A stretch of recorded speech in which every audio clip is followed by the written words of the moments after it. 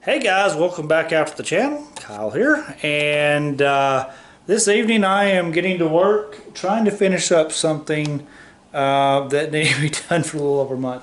Probably been about a little over a month since I've done a video. My last one was of my NoNameNationals journey and racing asphalt for the first time, which was a blast. I had a great time. And so if you hadn't seen that, go back and check it out. I actually have some views of me racing from the perspective of the driver. And so anyways, if you did see that, you know that my racing was cut a little bit short the very last day of the event, where I ripped out an output shaft. No fun. But you know what? That's the name of the game when it comes to racing an IRS Volkswagen Transaxle. So it's not perfection. That's just what you got to live with. Well, I've been busy with musical stuff, which I'm still not done with. I got to, towards the end of this month, I'm going to be finishing that up. But I'm just now getting to where I can fiddle with it. And so what I'm doing, I have pulled the engine and transaxle this weekend out of the buggy, and this is not a huge job. I've kind of checked over some stuff. You know, the pinion head, all that's nice. My you know, the whole ring gear, all that, all the teeth are fine there. So anyways, I am gonna button this up tonight. I've checked backlash and stuff already. We're within factory limits on that, so that's fantastic. And so I'll check preload and all that once that's all in there and set. So anyways, if you didn't see that, like I said, you know, or if you saw that, you know that I ripped that out. And so basically what happened was, this is the gear carrier that I pulled out of that transmission. Kind of I guess a stock 72 if I had to guess. And you know, normally it's got these cups on there which then carry your IRS axles and your CVs and all that stuff. Well, it popped right off inside the transmission, and there's that. So I have a couple of other differentials laying around, and so I'm choosing to go with this one. This is actually a later model, if I'm not mistaken, a later model differential, and it has it's a little bit more robust. You can kind of see you know, some differences in it. This has got basically some ribs in it that strengthen it up. But one of the bigger things that is a little bit more strong in it is this one that came out of this transaxle. Has, let's see, what is it, 11 tooth spider gears. And ironically enough, I don't know if you can see in there, I am missing a tooth. I don't think that led to the demise of our engine, but it certainly didn't help, and I thought I laid it around here somewhere. Anyways, I found that tooth laying in the bottom of the transmission, and so that's one of the weak points of Volkswagen transaxles. It's the ring and pinion is weak. You know, some years were stronger than others. Your spider gears will always get you, and of course in drag racing these are also a weak link, and as evident by our little snafu. So anyways, what I'm just trying to do is get this puppy just back on the road, because I want to, before it gets cold, too cold, I'd like to get down on the sandbar. I hadn't even got to play out in the sand this year at all, so I can get out on the sandbar and play around with my new engine and that sort of stuff. And but more importantly, I just want to move the buggy around, and I can't do that now, and I'm getting tired of pushing it. So we're just getting it back on the road. We're trying to, you know, put some stronger parts in there that I have on hand that I don't have to pay for the moment. I don't know. I'm gonna have to think a little bit about what I want to do in the future, you know, because I'd like to bring I'll probably bring the Smurf-Mobile back to NoNameNationals next year. I don't see me getting my dragster done in that amount of time because I just got other fish to fry. So I've got some things to think about. I got a couple of options, but for now I'm putting in this. You know, that we're not solving the output shaft problem with this, but we're going to do it anyways. So here's the stock 72 side cover that I pulled off of that, and I have a later model one laying around. It's a little bit stronger. These things, when you put too much horsepower on, they can give. So I'm putting the stronger later model gear carrier and spider gears, and a little bit more robust side cover. These kind of things, you know, just to help a little bit more. For the most part, I think what got me into the trouble I'm in is I had too much clutch. Too much clutch, too much grip with the tires. Not a good combo. So we're just going to get her back in. The gears are all still good in here in the front, and everything else is fine. So we're just going to get this together. I'm not going to film every step of this. I just want to give y'all an update because it's been a little while. But I will get to working on this, and I will catch you later when I'm done with it. All right, slam bam, thank you ma'am, she's done. I got her bolted on, torqued down to 22 foot-pounds, and we installed both of the whatever you call those, I don't know, I'm tired, I can't think of anything. The cups, there you go. We'll call them cups, I don't know if that's the technical term. And she's ready to rock and roll, got her clipped down. I would have, maybe in a later video I'll show you what I did. No real magic, just put in our springs and then put these little C-clips in that hold the cups on there to that output shaft. Put the seals on, and she's good to go. The preload, I was trying to think of the name there. So you know what, my backlash was all good, and preload, I've got a way of measuring that, but if you've done it enough, you can kind of rotate both of the, I can't do it because I'm holding the camera, rotate this side and that side together, and you can get a feel.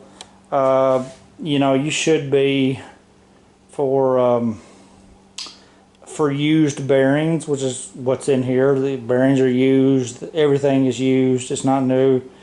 I think around, if I'm just going off the top of my head, I want to say it's like 10-ish foot-pounds. No, inch-pounds. Yeah, we don't have to do one foot-pound. Inch-pounds. And that's kind of what it feels like. I've done it enough that I kind of know what that feels like. I think she's fine. We'll check it later. But for now, I am going to, before I even fill it with gear oil, which is, what is it, 80W90, something like that, I'm going to let that set, and I'm going to spray this down with some Super Clean. It needs a bath. Let it soak a few minutes and spray it off. And then I'm going to get to bed. So, I don't know if I'm going to end the video here or not, or if I'm just going to wait and just show you once we get her stuck in the buggy. But nevertheless, we'll go from there. Hey gang, well, I'm back at it today.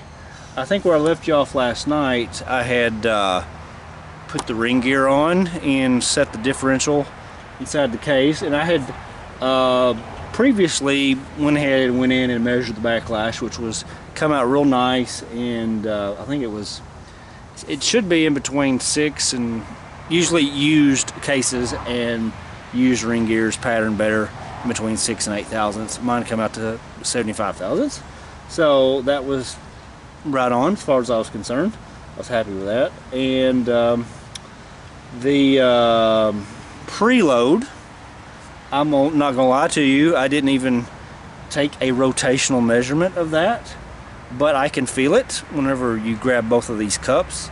If you've done it a few times, and you have, or at least a few times, and you have a feel for how tight or how loose it should be, you kind of know.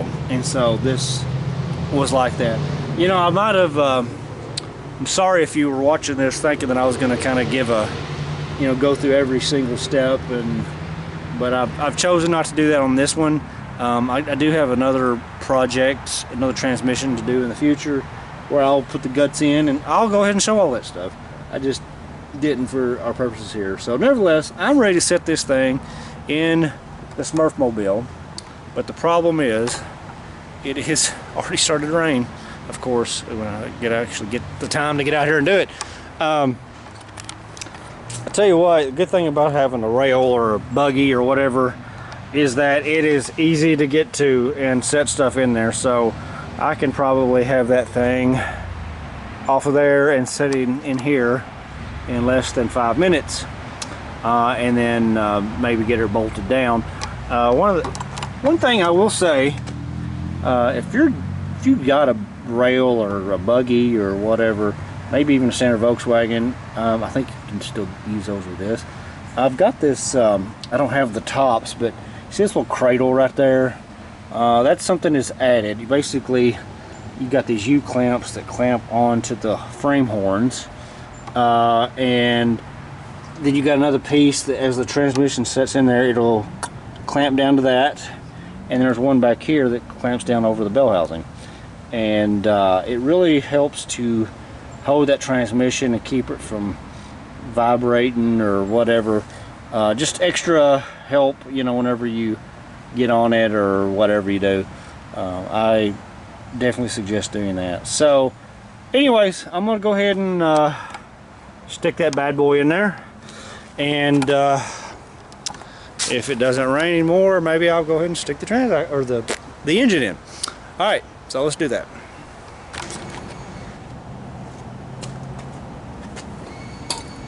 Let's see if I can, if I still got it. I ain't done this in a little while.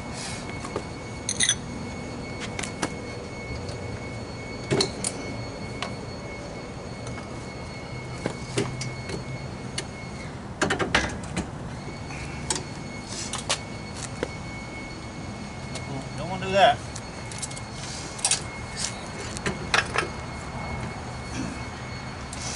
Okay. Get you moved over here.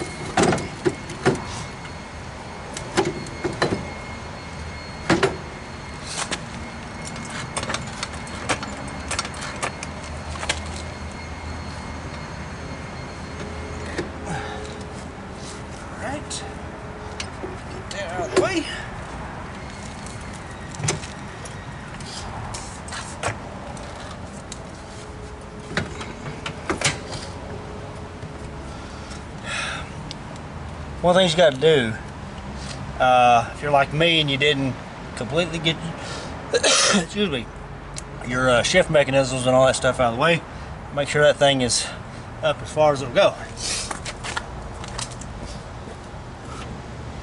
There we go. That'll help right there. All right, let's see.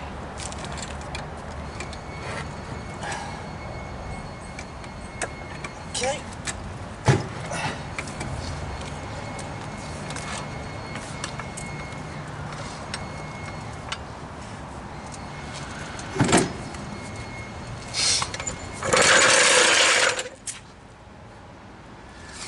And that, boys and girls, is how it's done.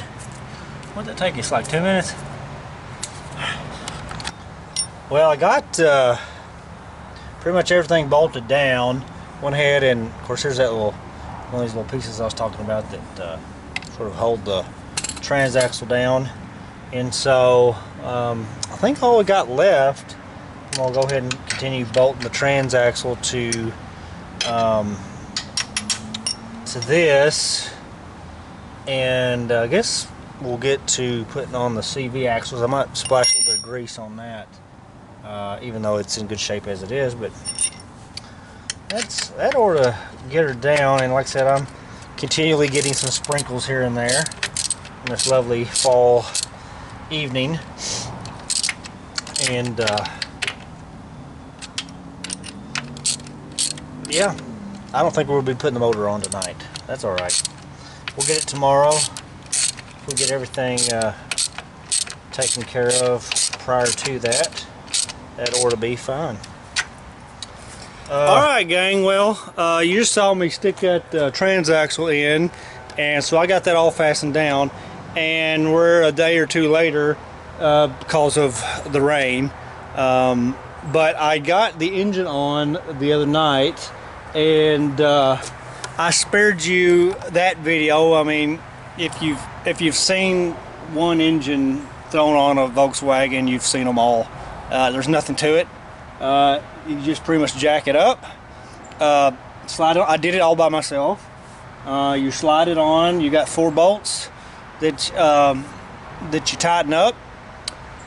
This one was a little more precarious because I have a Morse style throttle cable, so I had to guide that in accordingly, and then just hook up your fuel lines and electricals, and slam bam thank you ma'am, she's done. So yeah, we got her done, and I've fired it off and drove it around the yard to confirm that we didn't do something stupid and that something come out wrong. So it is moving under its own power once again. I no longer have to push it with Kyle power.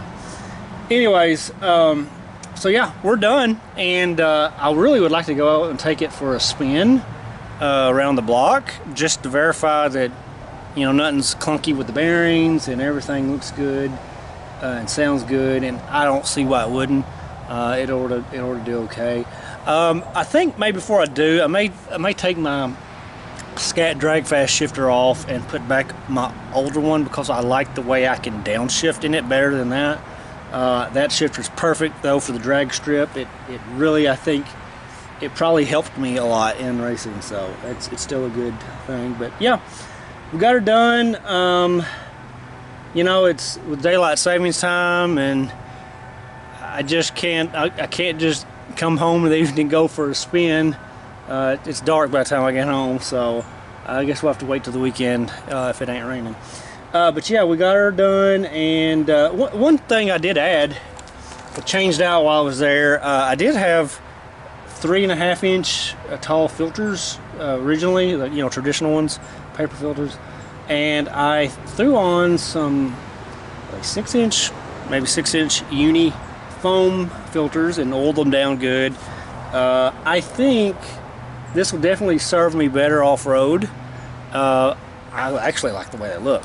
I like that they're taller, and that red just kind of gives it that kind of cool off-road toy sort of look, even if you're going down the street. So yeah, I'm happy with that change. But yeah, that's basically it. I don't know, you know, we got deer season, so I'm not going to be doing anything else to it right now. In fact, I don't know what is next on this. So where are we going? I definitely feel like I want to bring this back to the NoNameNationals. John's going to do a stick shift class, and we actually did very well in the brackets just with this stick shift here, and so I don't see why we shouldn't do that again. I may at some point. I like the look of a lowered sand rail. You know, if you're not off-roading all the time, and I don't go over rocks and all that stuff. It's just I'm not that type of rider, and this is not that type of machine.